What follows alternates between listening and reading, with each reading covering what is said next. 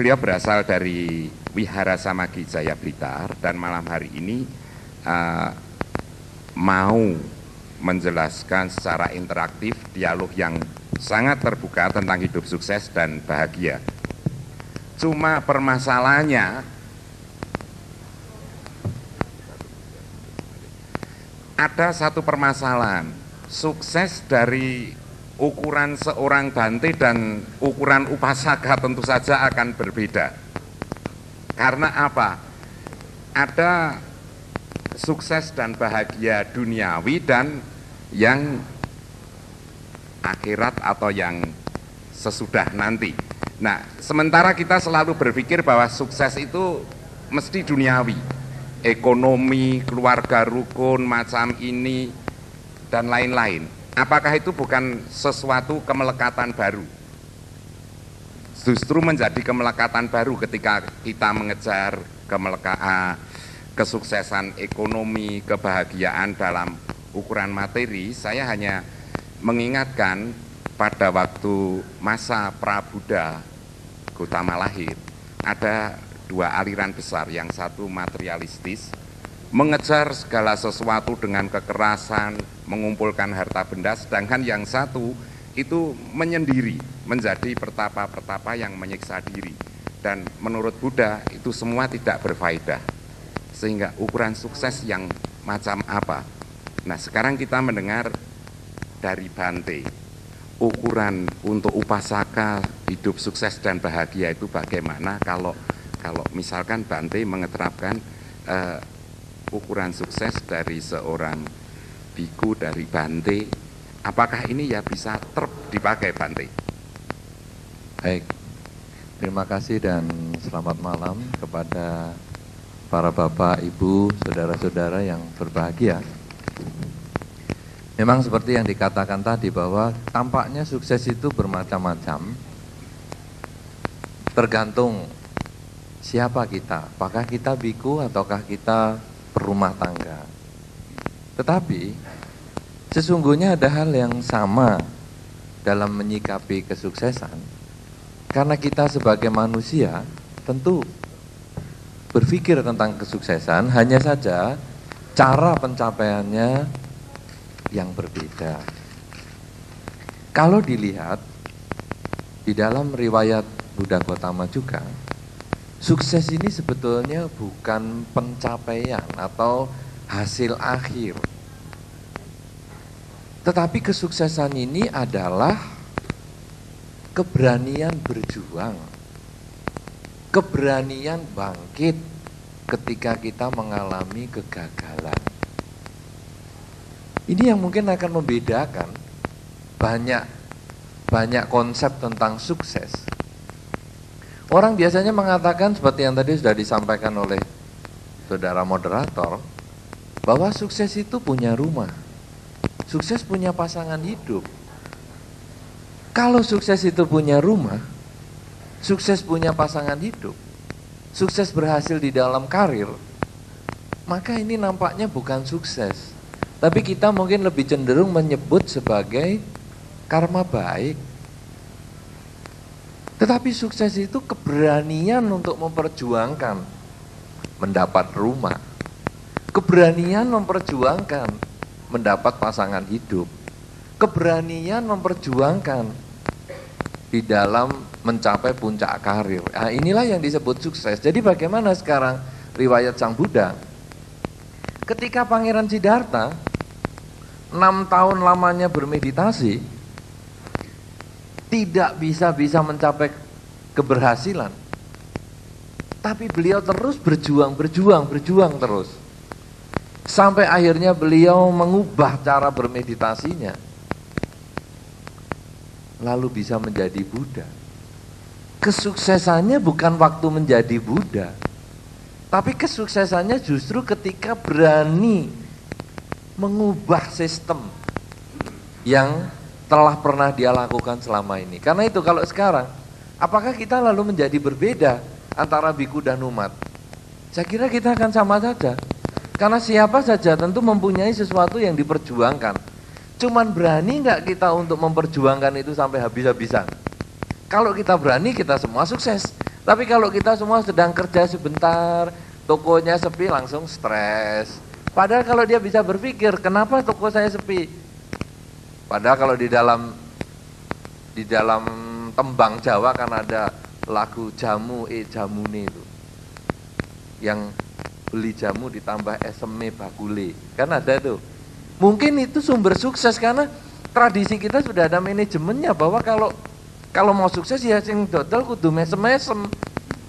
Ya kalau pada waktu ada pembelinya tentunya mesem-mesem sehingga akhirnya itu yang mungkin akan mendorong kita untuk sukses. Nah, keberanian mengubah inilah sebetulnya yang membuat sukses. Karena itu kalau kita semua yang kumpul pada malam hari ini, setelah acara ini mau mengubah perilaku, apa saja sikap kita terhadap apa saja, baik terhadap karir, usaha maupun rumah tangga, inilah yang disebut kita bisa sukses. Tapi kalau kita tidak pernah mau berubah perilakunya, walaupun ikut ajaran Dharma puluhan tahun, juga belum sukses namanya. Saya kira itu mungkin Pak. Jadi begini Bante, keberanian berjuang untuk memperjuangkan sesuatu ya, bukan capaiannya sendiri. Nah ini dengan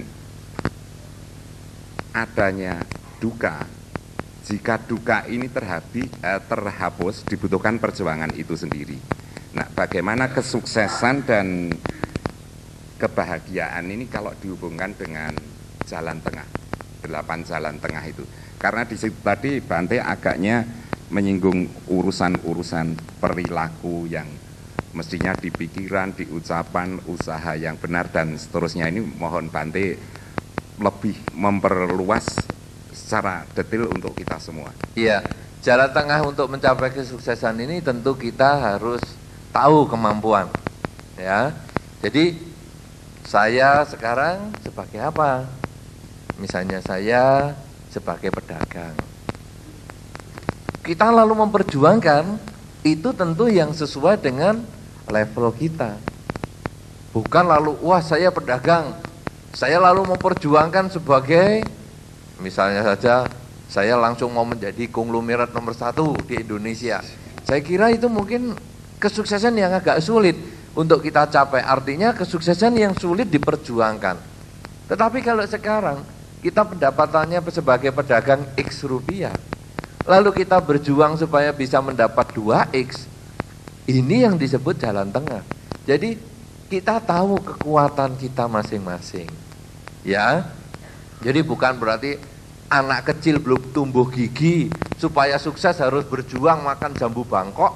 Saya kira bukan begitu. Ya anak kecil kesuksesannya ya pelan-pelan bertahap. Nanti sudah itu muncul gigi, jambu bangkoknya dipotong kecil-kecil atau dijus dulu, lama-lama nanti menjadi lebih besar sampai akhirnya giginya tumbuh full, jambu bangkok bisa digerakkan. Tapi maaf Bante, ini realita. Saya sangat paham bahwa ajaran Buddha itu menekankan pada realitas-realitas. Realitas kita di Indonesia itu kadangkala kan memaksa kita jadi bayi yang berakoti besusu dan jambu bangkok tadi. Modal kurang, piye carane? Ora wani nyolong, ya utang.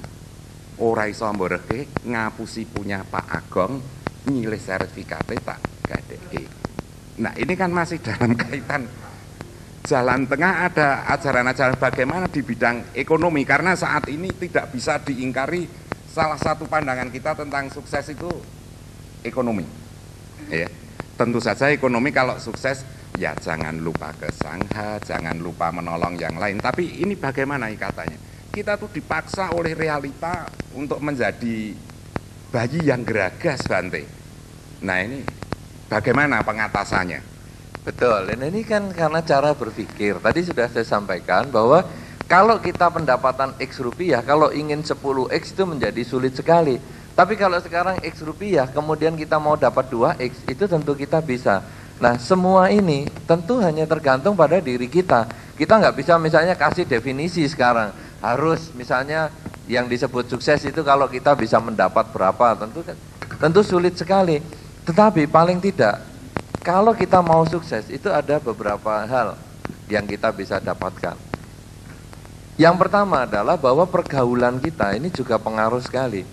Kalau kita sekarang bisa bergaul dengan orang yang mungkin pendapatannya lebih tinggi dari kita sedikit, tentu kesuksesan yang akan kita dapat itu adalah sewajarnya.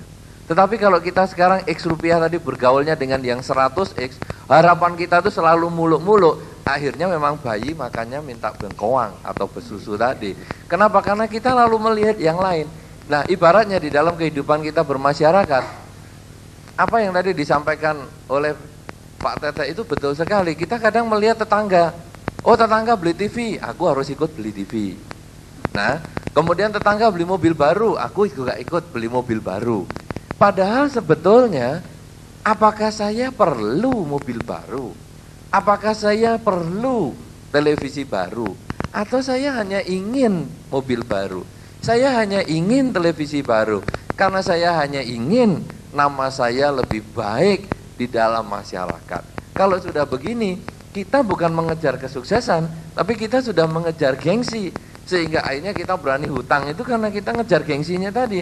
Tapi kalau sekarang kita mengerti bahwa apa yang kita butuhkan bukan hanya sekedar apa yang kita inginkan, akhirnya itu akan kembali kepada sejati ning manusia itu. Apa sih sebetulnya yang saya perlukan?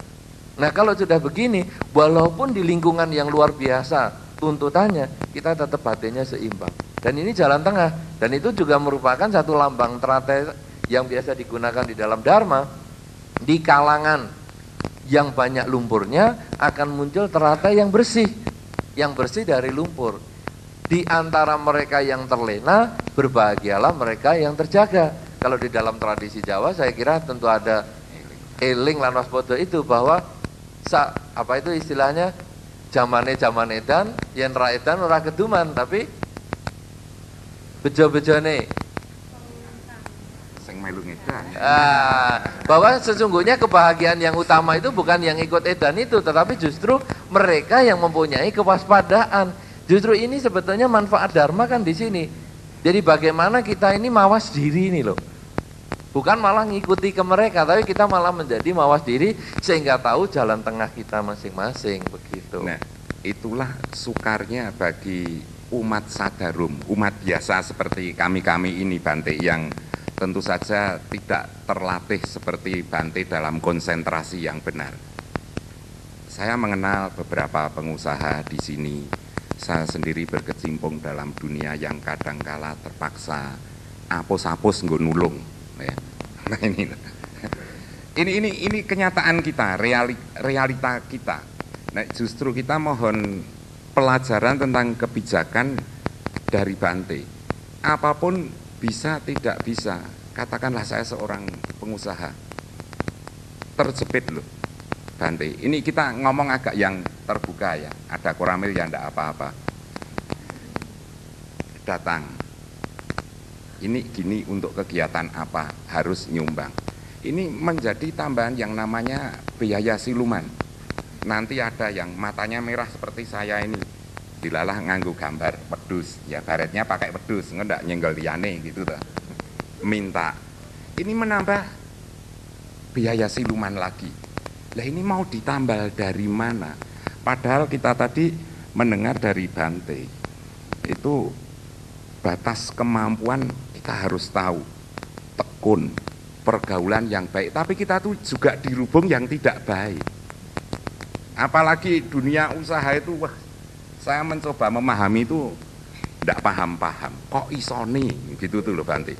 Nah ya. Ini gimana wedaran dari Bante gimana? Nah biasanya begini, jadi kalau sekarang kita berbicara masalah ekonomi kan kita berbagi tentang berapa banyak yang kita bisa gunakan dalam kehidupan ini. Kalau di dalam Dharma kan disampaikan, andai kata kita mempunyai penghasilan yang dikatakan 100%, maka 25% ini kita gunakan untuk kehidupan. 50% itu kita jadikan modal. 25% sisa yang lain, ini yang baru kita kembangkan untuk kebajikan.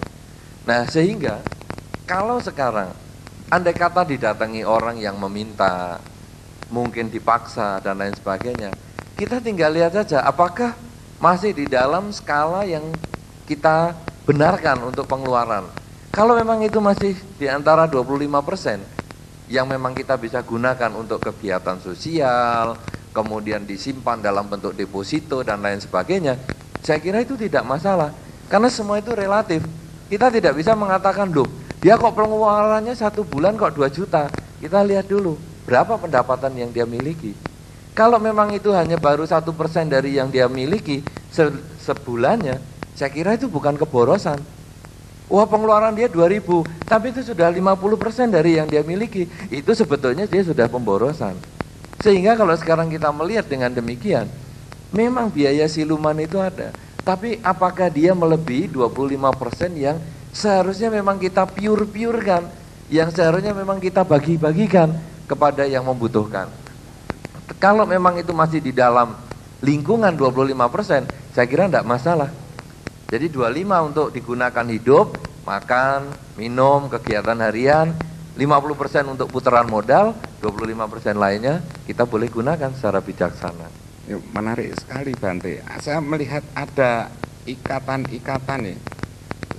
Pertama, terima kasih kepada kita sudah diberikan pedaran tentang boros itu bagaimana. Ternyata 1/4 penghasilan untuk kehidupan harian, ya, konsumsi keluarga begitu ya. Kemudian setengah bagian untuk modal dan 1/4 lagi untuk ya melakukan dharma kan. Pure kemana-mana dengan batasan hitungan itu. Ya, Bante nanti ngepiuri saya loh. Itu ya. Nah, sekarang begini, saya kembali ini kita masih masuk ke masalah ekonomi dulu Bante. Nanti kita coba berjalan pelan-pelan. Jadi nanti panjenengan sedaya ya dapat kesempatan. Cuma saya ingin mempertajam dulu. Semoga membaca saya mengatakannya ini benar ya. Apapun yang terjadi dalam realita sehari-hari yang kita lihat, akhirnya kita terjebak juga dalam apa ini, paticca samuppada ya. Paticca samuppada ini. Hukum sebab akibat yang saling bergantungan. Bagaimana kita didesak tidak memberi, akhirnya muter-muter ndak karuan, dan ini melahirkan karma baru. Ya kalau itu karma baik, keberanian berjuang. Dan sekarang berjuang melawan apa kalau semacam ini? Dunia kita itu kan seperti ini. Mohon pedaran dari Bante Utomo lagi. Ya sebetulnya kan kita bukan jadi orang baik yang bodoh, ya. Jadi kita sebetulnya di dalam Dharma itu kita disarankan untuk menjadi orang yang bijaksana. Apakah artinya bijaksana? Bijaksana itu dimulai dari bijaksini. Kalau memang kebutuhan kita mencukupi atau kita memang di bawah tekanan sehingga terpaksa kita harus memberi, itu juga bisa kita lakukan. Tetapi yang paling penting adalah kebutuhan kita tercukupi. Oleh karena itu, sekarang kita ada orang yang datang atau kita memang memerlukan hal-hal tertentu untuk kelancaran usaha kita, pelicin-pelicin dan sebagainya, tergantung kebijaksanaan kita sekarang. Bagaimana kita bisa membaginya itu.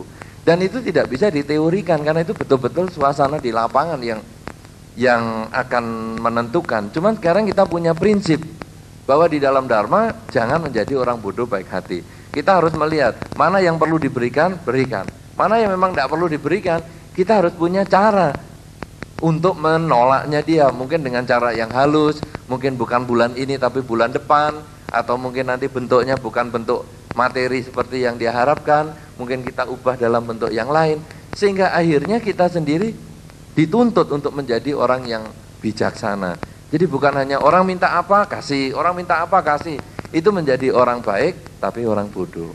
Tapi ukurannya Bante, ini realita kita itu bahwa sebenarnya kita itu tidak mau nyogok, ya, ning kepeksa dining kahanan ini loh. Kalau tidak kasih, ya tidak jalan tuh. Wong ribu saya itu ya terus terang 225.000 Kak Bante. Saya ngenteni wah waktunya ya sak wen-wen. Nah sekarang begini ini kan saya tahu ini tindakan ini tidak benar. Nah padahal ada Bante mengatakan ada ukuran-ukuran mana yang diberi mana dan tidak. Nah sekarang salah satu kalau kita kaitkan tadi ada batas kemampuan dan berikutnya bagaimana hubungan dengan nilai-nilai moral, spiritual, intelektual yang diajarkan dalam Dhamma ini. Karena sering kita kalau terbuka siapa tahu yang belum pernah nyogok, mbuh mergo helme ora dinggo. Loh, ini loh. Ini realita yang bagi kita mungkin sudah jadi kemelekatan baru dalam hidup ini, anggere weruh kae engko wah cepake sakmene. Nah, ini mohon Bante menguraikan Ya, lagi. Ini sekarang agaknya kan begini, menarik nanti. Ya, sekarang kan itu nyogok ini apakah termasuk keliru atau tidak? Di dalam Dharma sebetulnya semua itu tergantung niat. Niat yang dilakukan dengan makin terpaksa, itu buahnya makin kecil. Kalau misalnya saya membantu orang tua saya membantu keluarga saya yang tidak mampu, saya membantu lingkungan saya yang tidak mampu, itu sebetulnya buahnya bisa maksimal. Tetapi ketika ada seorang preman yang dia tidak mampu, tapi dia menggunakan pisau atau dengan mata yang merah tadi untuk menekan kita supaya membayar atau mengasih uang supaya dia bisa beli minuman, kadang karena kita takut, akhirnya kita juga kasih. Nah, ini apakah merupakan perbuatan baik? Di dalam Dharma ini bisa diklasifikasikan perbuatan baik, tapi buahnya sangat kecil. Karena untuk melakukan perbuatan baik itu bukan hanya pribadi kita yang berniat baik, tapi juga siapa si penerima. Bagaimana caranya barang itu berpindah? Apakah dengan baik-baik, apakah dengan tekanan? Ini semua tentu ada perbedaannya. Karena itu, kalau sekarang kita terpaksa menyuap, sebetulnya itu perbuatan baik yang sangat kecil nilainya. Cuman memang seperti yang tadi disampaikan, hal itu menjadi satu kewajaran. Nah, secara moral, kita kan tidak bisa melihat ya, kita tidak bisa membandingkan moral dengan kenyataan. Secara moral memang kita tidak boleh melakukan itu. Bener ning ora bener. Nah, kan bener ning ora bener itu betul sekali. Secara moral kita nggak bisa lakukan itu. Tetapi kenyataan kan kita harus lakukan. Lah jadi bagaimana? Sebetulnya buahnya sangat kecil. Karena mungkin diantara kita bisa mengatakan, ya sudahlah, namanya nggak pakai helm ya hitung-hitung berdana 50.000. Kan begitu. Daripada saya capek-capek harus ngurusi sidang. Nah, ini apakah saya berdana yang murni? Bukan. Ini berdana yang terpaksa. Tapi tetap ini perbuatan baik, cuma nilainya kecil. Kalau kita melakukan dengan kesadaran, membantu mereka yang membutuhkan dan lain sebagainya, nilainya maksimal. Nah, ini yang kita juga harus mengerti bahwa di dalam Dharma ini, kita juga harus bisa menyesuaikan diri dengan masyarakat. Karena kita bukan menjadi orang bodoh yang baik hati. Salah satu contoh saja, di dalam Dharma ada 5 sila. Sila yang pertama tidak membunuh. Tapi bukan berarti kalau seorang ibu melihat cacing di dalam perut anaknya, "Wo ya jangan dibunuh." Ini kan sesuai dengan Dharma, tidak boleh bunuh, pelihara saja. Kalau perlu diternakkan. Wah, ini kan orang bodoh baik hati. Ya bukan begitu. Ya sekarang cacingnya bagaimana? Diobat cacing. Apakah ini karma buruk? Karma buruk. Tapi karena terpaksa, maka nilainya menjadi kecil karma buruknya. Bagi yang petani, begitu ada hama, ya harus dibasmi hamanya. Tetapi itu nilai karma buruknya menjadi kecil karena terpaksa. Karena itu kalau kita lagi melihat tadi dalam perbuatan, misalnya suap dan lain sebagainya, motivasinya apa? Makin motivasinya terpaksa, makin tertekan, walaupun kita mengeluarkan 35% dari pendapatan kita, itu sebetulnya nilainya tetap kecil. Dan itu tidak bisa dipersalahkan karena memang kita dalam kondisi yang sangat terpaksa. Tapi kalau dengan kesadaran kita melakukan itu, ini yang salah. Jadi bedanya adalah pada motivasinya, niatnya. Itu yang mempengaruhi dharma dan adharma itu. Jadi sukses itu tidak mudah ya Bante? Tidak mudah tetapi bisa. Karena kalau mudah kita nggak usah diskusi malam ini. Nah, kan begitu. Begini Bante, Bante menjelaskan tadi hasil perbuatannya itu hanya kecil, karma yang kecil ya. Berarti ada elastisitas ya, kelenturan dari suatu perbuatan yang pada akhirnya akan melahirkan, kalau baik tentunya akan mengurangi hal-hal yang jelek pada diri kita. Nah, ini tingkat elastisitas ini apakah bisa dijelaskan Bante? Entah kita dalam kehidupan berkeluarga, bermasyarakat, berdagang, dan seterusnya. Apalagi sangat disadari bahwa umat Buddha di Solo ini sangat minoritas ya. Biasanya teman saya Agong kalau kumpul dengan saya ikut pertemuan itu dia yang minority of the minority, udah Buddha itu umatnya saya reneng masih keturunan. Nah, sekarang saya kan minority of the minority yang di sini turunan Jawa nang tengah keturunan Tionghoa. Nah, ini tuh. Tapi kan tidak ada perbedaannya. Semoga semua makhluk berbahagia itu kan Bante, saya, saudara semua. Nah, elastisitas untuk mengukur ini itu bagaimana? Iki wae cilik, iki wae gede, iki iso ngendekne lakuku sing duraka mbiyen. Semoga panjenengan tidak duraka ya, yang duraka ini saya. Dan saya ini ngedep Bante minta nasihat. Semoga nanti panjenengan ya bisa memakai gitu. Ya, sebetulnya kembali lagi pada niat. Jadi apa saja yang kita lakukan itu kan hanya bentuk luar, tapi kembali lagi pada niat. Misalnya sekarang kita ada kecelakaan, 5 orang menolong, itu tidak sama.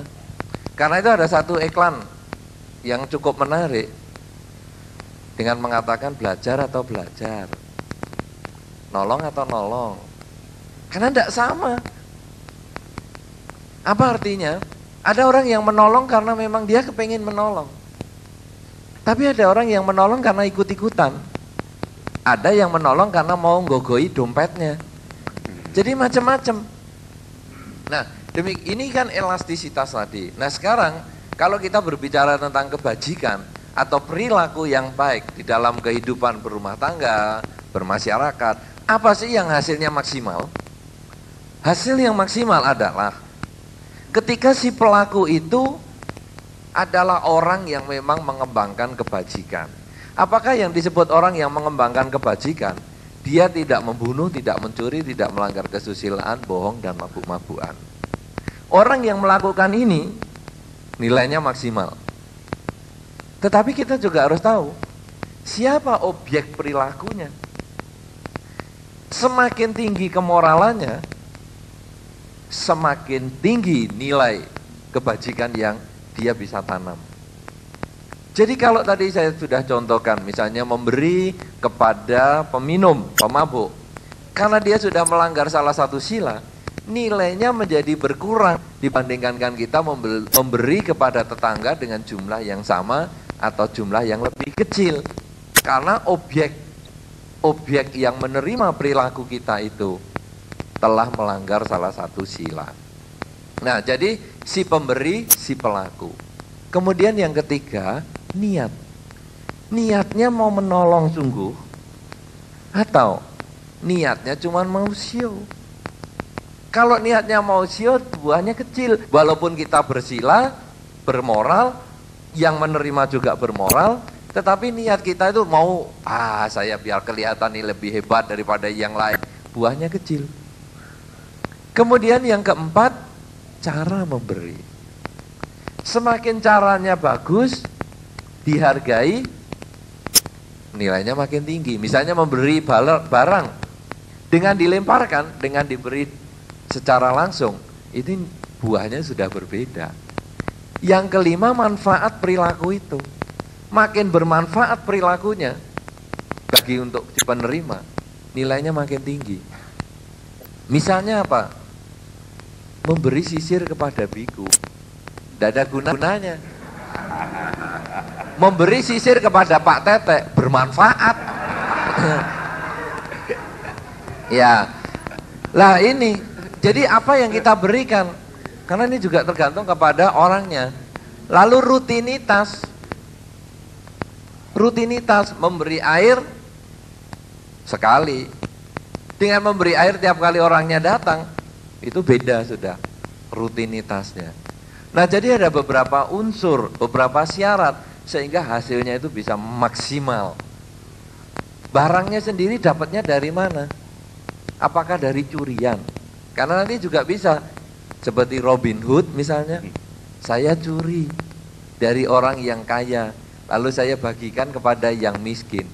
Apakah ini buahnya ada? Ada, tapi kecil, karena didapat dari barang curian. Coba kalau dia kerja sendiri, lalu dia bagikan kepada orang yang menderita, nilainya lebih tinggi lagi. Jadi banyak faktor, tapi paling tidak itu yang tadi saya sebutkan, ada 6 atau 7 poin itu. Ini yang memberi maksimal. Nah sekarang itu kita bisa terapkan dalam kehidupan sehari-hari. Baik itu kepada pasangan hidup kita, karena pemberian ini tidak harus berwujud materi. Bisa berwujud kata-kata yang manis, kata-kata yang tepat. Misalnya mengatakan, aduh kamu cantik sekali. Kalau antara suami dan istri pantas. Kalau antara suami dan tetangga, saya kira kurang cocok. Ya, ini kata-kata yang manis yang sama, tapi kan tergantung objeknya. Ya, semacam begitu saya kira.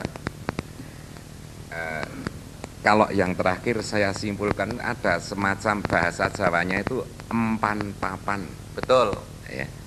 Jadi Empan papan. harus pas apa yang diberikan dan caranya dan berbagai hal. Tapi Bante, sebelum nanti ada pertanyaan-pertanyaan dan kita meloncat ke lain, ini saat ini kita masih sukses di bidang usaha, ekonomi, belum masuk ke yang rumah tangga, belum yang alam baka yang lebih barangkali Bante menggumuli, dan itu penting sekali bagi kita. Sok ben nek mati, aku ki nyangkut nang krepek apa nang wit, nek ben ora ngono piye carane, wah itu Bante ahlinya. Saya sendiri kepengen nyecep Bante. Nah, tapi ini bun-bunan apa ya? wah boleh. Tapi sisirnya saya pakai dulu nanti.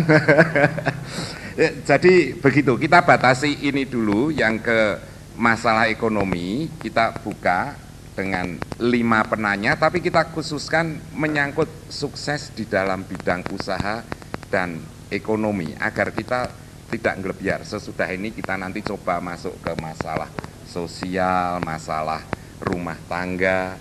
Kalau begitu bagaimana Bante? Persetujuan Bante dulu. Iya, silakan. Nah, kalau begitu monggo, siapa ada penanya, penyanggah apapun yang mau diatur ke Bante, nanti ada juga jawaban dari Bante untuk 5 orang.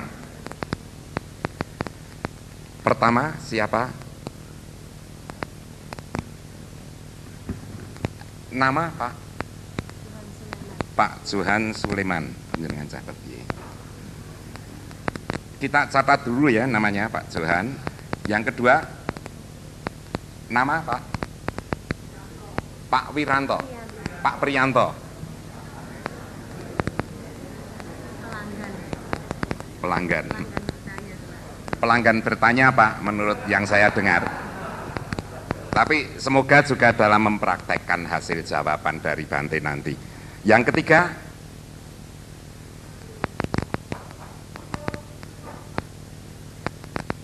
mari kesempatan yang baik, Bapak, Pak Agus ya.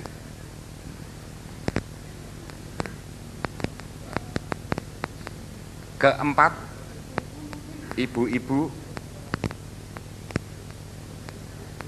Nanti kalau yang bertanya saya terus enggak seperti nguji Bante, lulus S1 apa enggak gitu ya. Nah sekarang mari, atau kita 3 dulu, nanti dikembangkan lagi, masih ada kesempatan. Kita enggak terasa karena yang bicara, yang menjelaskan itu ya orang bijak, sudah 35 menit, kok cepet mentok. Nah mari kita isi kesempatan ini sebaik mungkin, jauh-jauh dari Blitar nek ora diperes Maneman. Gitu. Mari Pak Johan.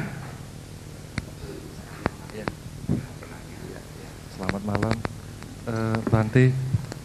Saya pernah dengar bahwa, mungkin pernah baca ya, bahwa di dalam agama Buddha pernah menyatakan bahwa sungguh berbahagia kalau kita tidak punya hutang. Nah, kalau kita lihat bisnis modern ini, rasanya tidak mungkin tanpa hutang. Mungkin butuh kalau nggak pakai hutang. Karena untuk berbisnis dunia modern itu pasti berhutang gitu loh. Hanya yang mereka jaga itu cash flow-nya. Jadi kalau mau maju harus berhutang, mau expand harus berhutang. Nah, rasanya ini tidak match gitu Pak. Mungkin ada penjelasannya. Langsung ke Bapak Priyanto.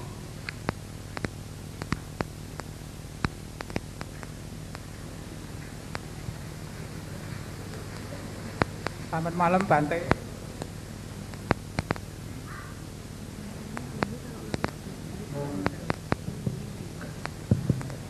Terima kasih kesempatan yang diberikan kepada kami.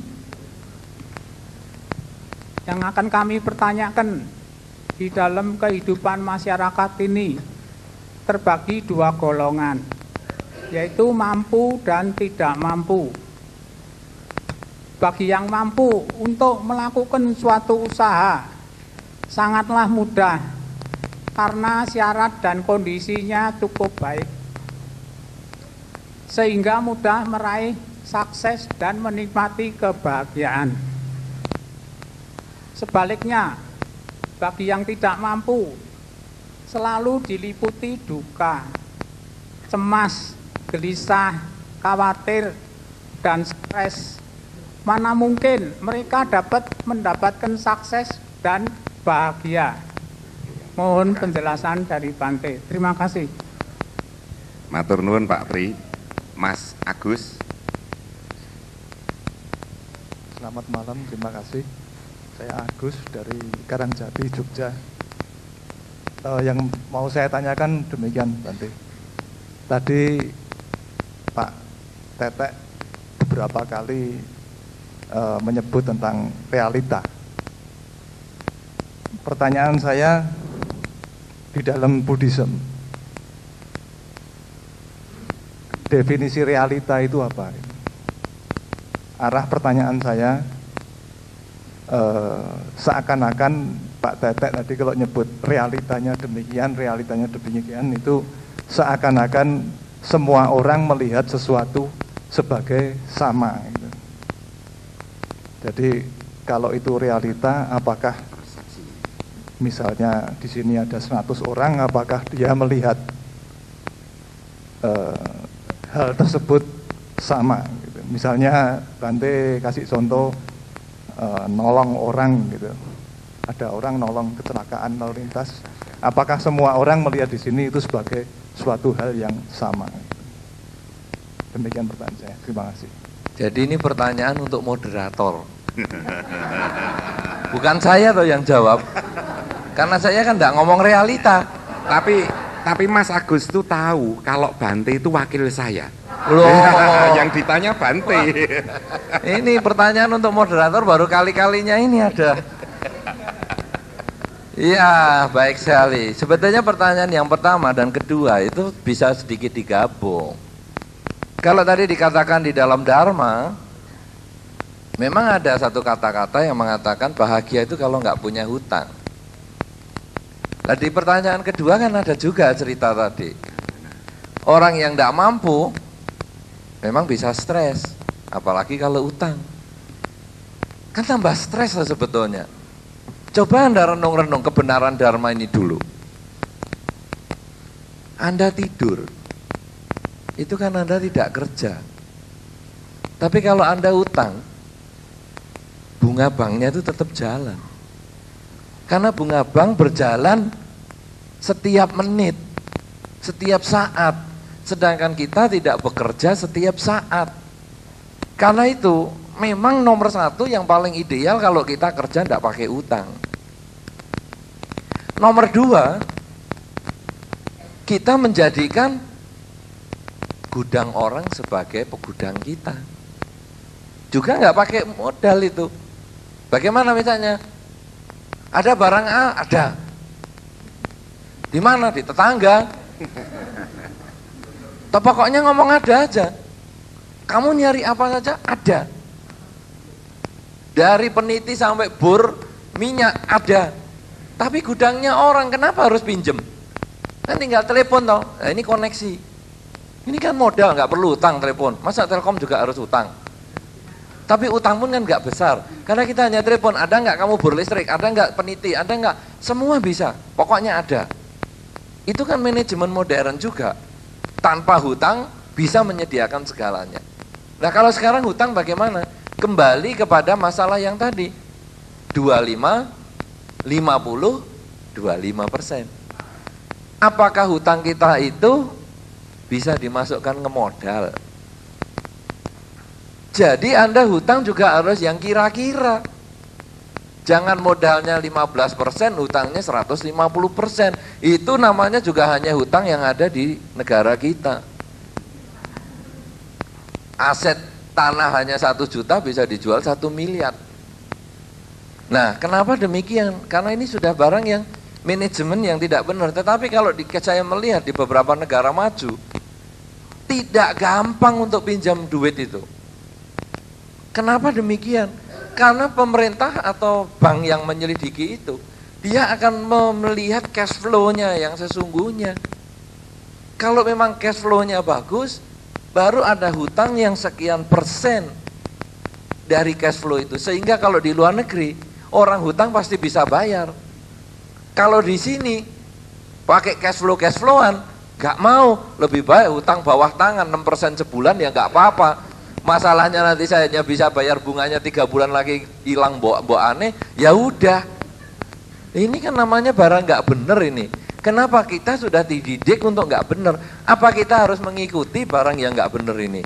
Karena itu sekali lagi sebetulnya hidup tanpa hutang adalah happy. Tapi kalau kita pengen maju dan tanpa hutang, jadikanlah gudang tetangga sebagai gudang kita sendiri. Tapi kalau masih tetap mau hutang, walaupun dengan risiko deg-degan, stres, nggak bisa bayar, Anda harus melihat itu apakah bisa dimasukkan modal kita. Kalau memang bisa dimasukkan dalam modal kita yang tadi 50% itu, mungkin kita bisa hutang. Tapi kalau hutang kita terlalu besar, sehingga Anda terdesak untuk mendapatkan omset, 1 hari harus sekian supaya sebulan bisa nutup hutang, siap-siaplah untuk beli obat sakit jantung. Karena biasanya stres, kalau sakit jantung nggak terobati, ya mungkin stegen tetangga bisa diambil untuk di leher kita. Karena itu beban hutang itu pasti bermasalah. Dan Anda jangan punya konsep yang keliru tadi. Dengan hutang bisa kaya. Coba lihat cash flow kuadran Kiyosaki punya. Dia tidak hutang itu. Investor justru ngutangin, duit yang cari duit kita, duit yang mencarikan duit untuk kita, bukan kita hutang cari duit. Kalau Anda berpikir dengan hutang bisa kaya, Anda pasti keliru. Bukan itu, hutang yang bijaksana yang bisa bikin kaya. Tapi bukan hajar semua hutang bisa kaya. Kalau semua hutang bisa kaya, di dunia ini banyak orang kaya karena hutang paling gampang, bayar yang paling susah. Kan begitu ya. Coba Anda baca lagi, Kiyosaki punya itu, ya cash flow kuadran. Nanti Anda akan tahu bahwa hutang sebetulnya keliru. Bahkan sebagai pegawai pun Anda salah. Sebaiknya Anda semua menjadi investor. Nah, sekarang apakah investor itu harus kaya? Ini kan pertanyaan nomor 2. Kalau Anda mengatakan investor itu harus kaya, juga keliru. Kenapa? Saya teringat salah satu cerita yang sangat kuno sekali. Ada seorang tua yang memberi warisan kepada anaknya seekor bangkai tikus. Seekor bangkai tikus. 1 aja. Itu dijadikan warisan.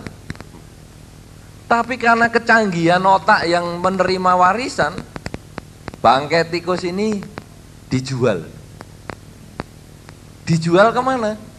Dijual kepada orang yang punya ular. Kan untuk emplok-emplokan. Kalau Pak Tetek kan suka nyucup. Tadi kan sudah ngomong nyucup loh. Sampai bun-bunan saya mau dicucup. Nah, tapi ini ular emplok-emplokan. Dijual kepada yang punya ular. Karena itu yang membutuhkan. Dia dapat uang kecil. Nah, namanya bangkai tikus. Dibelikan madu. Madu cuman setetes. Madu setetes dicampur air segelas. Dijual ke buruh bangunan. Karena zaman dulu kan belum ada itu iklan-iklan obat kuat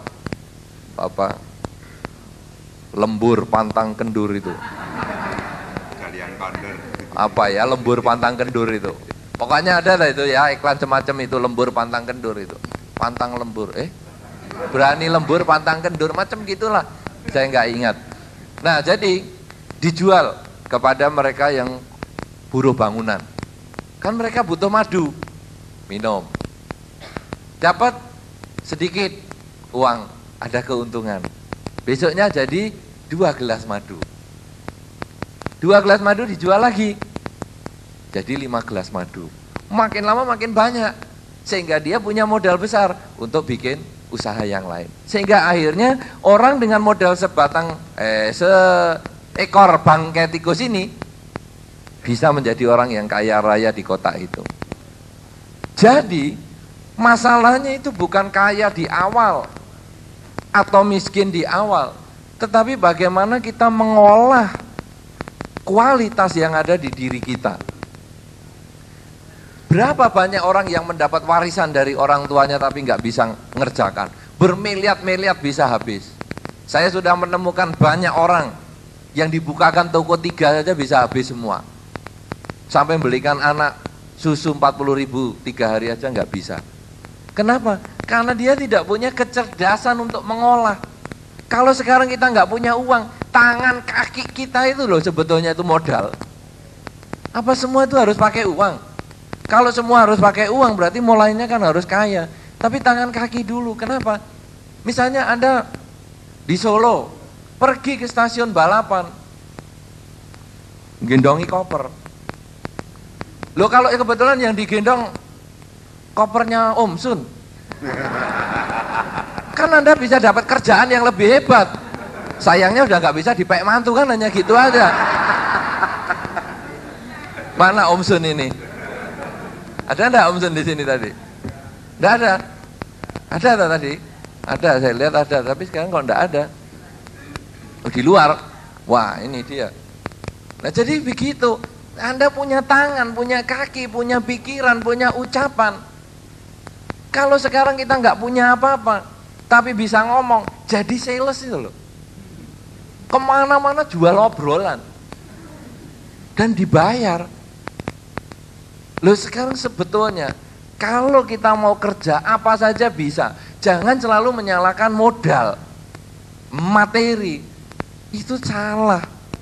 Anda lihatlah beberapa konglomerat itu, mulainya bukan dari orang kaya. Sekarang konglomerat dunia misalnya Bill Gates misalnya yang paling kaya pun, itu bukan dari orang kaya kok dulunya. Beberapa bintang film sekarang yang kaya raya, itu semua juga dari orang yang kurang mampu. Kenapa bisa begitu? Karena mereka mau berjuang, mereka berani mengatasi kesulitan, dan itulah yang disebut sukses. Kalau sukses itu hanya karena dapat warisan dari mertua, itu enggak sukses itu. Itu hanya gantungkan karma baik itu. Jadi jangan punya pikiran bahwa saya harus kaya dulu, salah. Dan kaya dan miskin bukan karena materi. Kaya dan miskin itu tergantung kondisi pikiran. Berapa sih yang Anda sebut kaya? 10.000 disebut kaya? Kecil. 10 juta disebut kaya? Kecil. 1 miliar disebut kaya? Kecil. Berapa yang disebut kaya? Itu semua kan pikiran. 1.000 rupiah kalau Anda merasa cukup, Anda kaya. 1 miliar Anda merasa kurang, Anda miskin. Miskin dan kaya kan tergantung pikiran kita. Nah, oleh karena itu, pertanyaan yang kedua tentang orang kaya dan orang miskin. Saya kira kaya dan miskin itu yang nyiptakan kita sendiri. Bahwa orang kaya harus punya mobil, orang kaya harus punya rumah yang bagus. Tapi sebetulnya semua itu kan tergantung cara berpikir. Mobil bagus kalau dia malah stres, nanti mau makan saja harus mikiri mobilku nanti digores orang atau enggak. Sebetulnya jadi orang kaya malah jadi menderita. Ini semua konsep berpikir, ya. Nah, jadi kalau kita nggak mampu apa-apa, tidak punya apa-apa, punya tangan, punya kaki, kerja dengan tangan dan kaki itu pasti bisa. Anda sekarang secara realita tadi sudah membahas kita berikutnya ke problem yang ketiga, realita. Ini sebetulnya pertanyaan untuk moderator, saya sih males jawabnya. Karena apa yang dipikirkan moderator belum tentu sama dengan yang saya pikirkan.